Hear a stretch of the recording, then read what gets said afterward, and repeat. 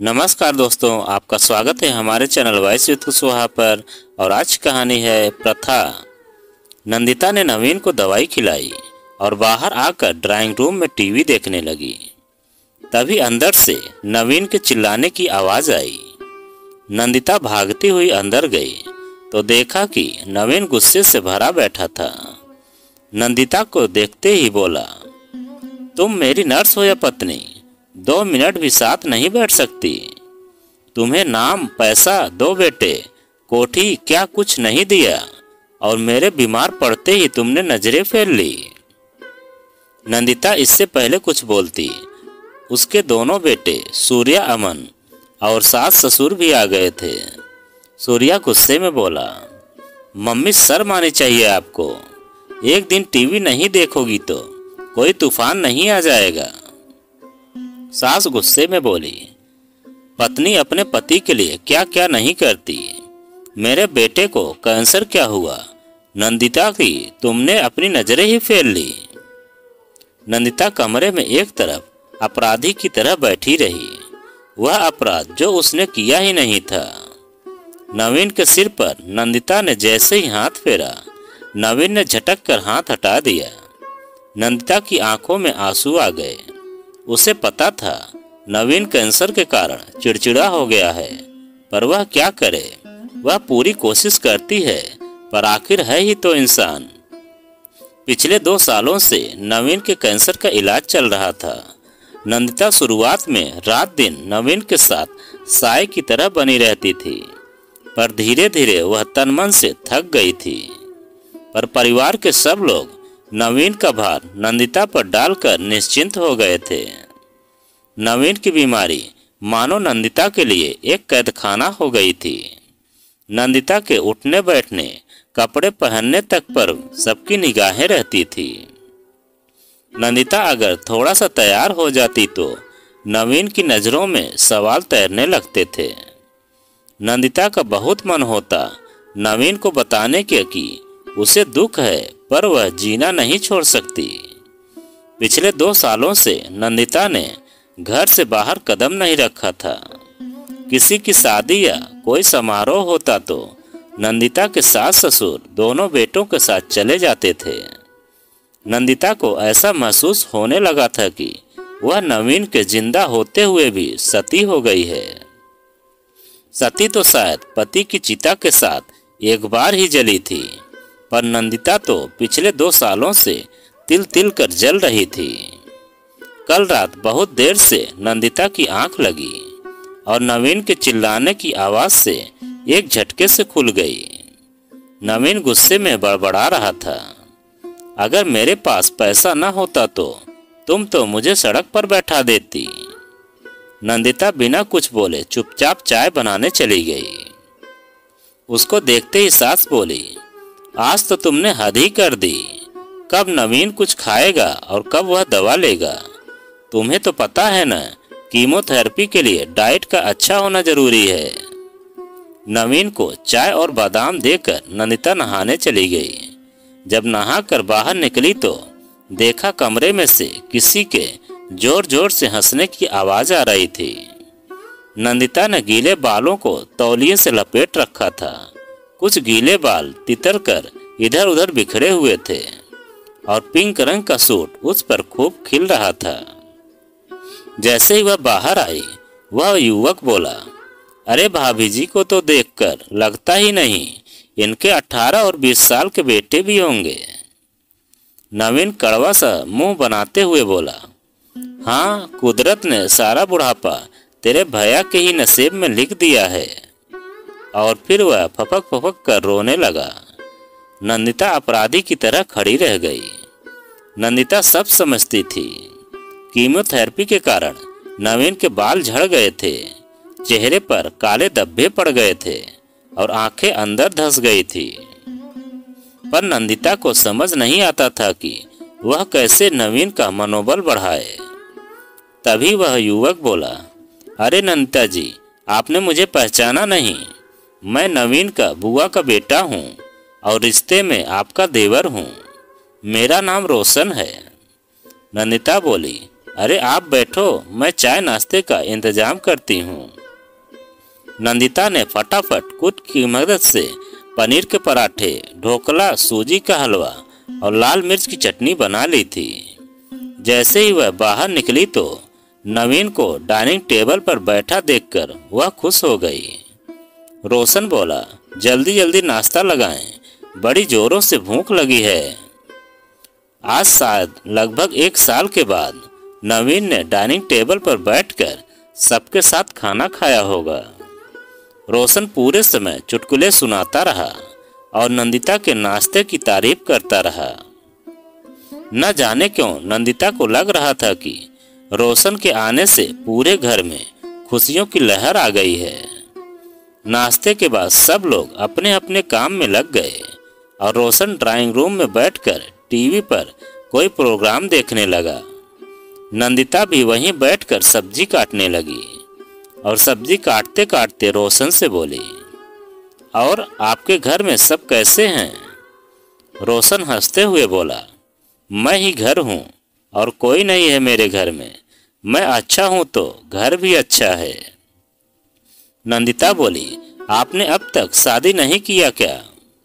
रोशन बोला, किया था, मगर आरती शादी के 3 साल बाद मुझसे अलग हो गई थी। नंदिता ने धीमे से कहा, सॉरी। रोशन हंसते हुए बोला, अरे इसमें सॉरी की क्या बात है? अगर कोई मेरी टाइप की मिलेगी तो शादी कर लूँगा। रोशन बिजनेस के सिलसिले में यहाँ आया हुआ था। वह अगले दिन से रोज सुबह काम पर निकल जाता और शाम को आ जाता था। उसके आते ही नंदिता के चेहरे पर रौनक आ जाती थी। रोशन नंदिता से सुख दुख की बात कर लेती थी। धीरे धीरे रोशन और नंदिता के बीच अच्छी दोस्ती हो गई थी। रोशन लगभग 1 महीने रहा और 1 महीनों में वह हर वीकेंड पर आउटिंग का प्लान करता था। जब पहली बार रोशन ने मूवी का प्लान बनाया तो सूर्या और अमन का हमेशा की तरह अपने प्रोग्राम बने हुए थे। सास ससुर जब तैयार हो गए तो रोशन बोला, नवीन भैया और नंदिता भाभी नहीं चलेंगे क्या? नंदिता की सास बोली, अरे नवीन कहीं आता जाता नहीं है। वह तो तेरे कहने पर हम भी बरसों बाद मूवी देखने जा रहे हैं। रोशन ने जबरदस्ती नवीन को यह कहते हुए तैयार कर लिया कि अगर मन नहीं लगा तो वह खुद बीच में ही नवीन के साथ घर आ जाएगा। जब इंटरवल में रोशन और नंदिता पॉपकॉर्न लेने गए तो रोशन बोला, ऐसे ही खुश रहा करो, अच्छी लगती हो। भैया बीमार हैं, पर आप क्यों उनके साथ समय से पहले ही सती हो रही हो? रोशन जाते जाते नंदिता को हिम्मत और साहस दे गया था। अब नंदिता महीने में 1 बार जरूर बाहर अपने दोस्तों से मिलने या मूवी देखने चली जाती थी। नवीन की चिड़चिड़ाहट, बच्चों की शिकायतें या सास ससुर की नसीहतों को अब नंदिता अनदेखा कर देती थी।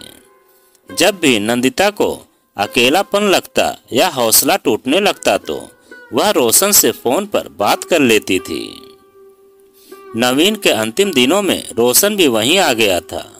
रोशन के आने से नंदिता को हर तरह से सहारा मिल गया था। जब नवीन की मृत्यु हो गई तो रोशन ही था जो पूरे परिवार के लिए रात दिन खड़ा रहा था। वह पूरे 1 महीने रुका और जाने से पहले रोशन ने नंदिता को कहा, जब कभी भी मेरी जरूरत महसूस हो बस एक कॉल कर देना। अब नंदिता ने फिर से अपनी जिंदगी नए सिरे से शुरू करनी चाहिए, पर उसका अपना परिवार उसे यह करने से रोक रहा था। जब नंदिता ने अपने ससुर से बिजनेस ज्वाइन करने की बात करी तो ससुर बोले, यह उम्र तुम्हारे बेटों की बिजनेस सीखने की है। तुम घर पर रहकर योग साधना में अपना ध्यान लगाओ, पूजा पाठ करो, ताकि अगले जन्म में वैधव्य का दुख न भोगना पड़े। नंदिता उनकी अंधविश्वास भरी बातें सुनकर हैरान रह जाती। अगर वह थोड़ा ढंग से तैयार हो जाती तो सास की तीखी नजरें उसे चुभती रहती थी। नंदिता कभी कभी दुखी होकर सोचती कि इससे अच्छा तो पहला जमाना था, जब पति के साथ ही पत्नी सती हो जाती थी, कम से कम रोज तिल तिल कर मरना तो नहीं पड़ता था। नवीन की मृत्यु को पूरे 1 साल हो गए थे। आज नवीन की बरसी थी और रोशन भी आया हुआ था। नंदिता को देखते ही बोला, यह तुमने अपना हाल क्या बना लिया है? भैया की मृत्यु हुई है, तुम्हारी नहीं। नंदिता पपक पपक कर रो पड़ी और बोली, काश मैं ही मर जाती। रोशन, मेरे कपड़े पहनने, हंसने बोलने सब पर पाबंदी है। मेरे खुद के बेटे मुझे खुश देखते ही शक करने लगते हैं। मुझे बाहर काम करने की इजाज़त नहीं है। घर पर कोई काम नहीं है। बच्चे बड़े हो गए हैं। बताओ मैं क्या करूं? इस पूजा पाठ व्रत में मेरी श्रद्धा नहीं है। मुझे एक सामान्य औरत की तरह जीने का मन है। मुझे देवी नहीं बनना है। रोशन ने एकाएक कहा, नंदिता मुझसे शादी करोगी? नंदिता एकदम से हक्की बक्की रह गई और बोली, क्या कह रहे हो तुम? मेरे 2 जवान बेटे हैं। रोशन बोला, हाँ 2 बेटे हैं जिन्हें कभी भी तुम्हारी जरूरत नहीं थी। सोच कर बताना, अगर जवाब न भी होगा तो भी तुम्हारा दोस्त बनकर हमेशा खड़ा रहूंगा। रोशन के जाने के बाद नंदिता बहुत दिनों तक सोच विचार करती रही, मगर उसके अंदर डर उसे भयभीत करता रहता। कुछ दिनों बाद रोशन के परिवार में ही शादी थी। सब लोग अच्छे से तैयार हुए, मगर नंदिता जैसे ही तैयार होकर बाहर आई तो सास बोली, यह पीली रंग की साड़ी के बजाय कोई लाइट कलर पहन लो। लोग क्या सोचेंगे कि तुम्हें जरा भी नवीन के जाने का दुख नहीं है। जैसे ही नंदिता जाने लगी तो बड़े बेटे सूर्या की आवाज आई, मम्मी यह लिपस्टिक भी हल्की कर लीजिए। लोग आपको ऐसे देखें तो अच्छा नहीं लगता। नंदिता अंदर जाकर फूट फूट कर रोई और जब बाहर निकली तो वह एक सफेद साड़ी में लिपटी थी। ससुर जी गुस्से में बोले, यह जानबूझकर नाटक क्यों कर रही हो नंदिता? ताकि सबको लगे हम एक विधवा पर जुल्म कर रहे हैं। आखिरकार नंदिता उस शादी में गई ही नहीं, मगर उस रात बहुत देर तक वह रोशन से बात करती रही। अगले दिन सबके सामने नंदिता ने रोशन से विवाह करने का फैसला सुना दिया। दोनों बेटे सकते में आ गए थे। सास रोते हुए बोली, तेरा चक्कर तो रोशन से शायद बहुत पहले से ही चल रहा था नंदिता। तभी तो तुम मेरे बीमार बेटे की देखभाल नहीं करती थी। ससुर जी बोले, बेवकूफ औरत, यह तुम्हारे बेटों की शादी की उम्र है, ना कि तुम्हारी। जरा अपनी उम्र का लिहाज तो करो। 2 साल भी तुमसे मर्द के बिना नहीं रहा जा रहा है।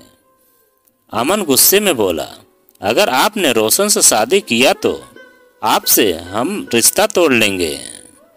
नंदिता के माता पिता भी उसके फैसले से खुश नहीं थे। नंदिता की भाभी बोली, दीदी अमन और सूर्या के बारे में तो सोचो। कुछ वर्षों बाद आपके पोते पोती खिलाने की उम्र हो जाएगी और आप डोली में बैठने की तैयारी कर रही हो। अगर आप अकेली होती तो ठीक था, पर आपके तो 2 जवान बेटे हैं। आपको क्यों किसी के सहारे की आवश्यकता है? नंदिता को समझ नहीं आ रहा था कि वह कैसे किसी को समझाए। जिंदगी का मतलब बस रोटी कपड़ा और मकान ही नहीं होता। सबके विरोध के बावजूद भी नंदिता और रोशन ने कोर्ट में विवाह कर लिया था। जब सब पुराने रिश्तों से रीति होकर नंदिता रोशन का हाथ थामकर उसके घर में आई तो उसकी आंखें गीली थी। नंदिता रोशन से बोली, रोशन, मुझे मेरे बेटों ने अपनी जिंदगी से बेदखल कर दिया है। रोशन हंसते हुए बोला, नंदिता, देर सवेर सूर्या और अमन तुम्हारा पहलू समझ जाएंगे। सती प्रथा को समाप्त करने के लिए किसी की तो पहल करनी होती है ना। तो दोस्तों, यह कहानी आपको कैसी लगी कमेंट में लिखकर हमें ज़रूर बताएं। और आप अगर हमारे चैनल पर नए हैं तो प्लीज़ चैनल को सब्सक्राइब करें और वीडियो को एक लाइक ज़रूर करें और एक प्यारा सा कमेंट हमें ज़रूर करें।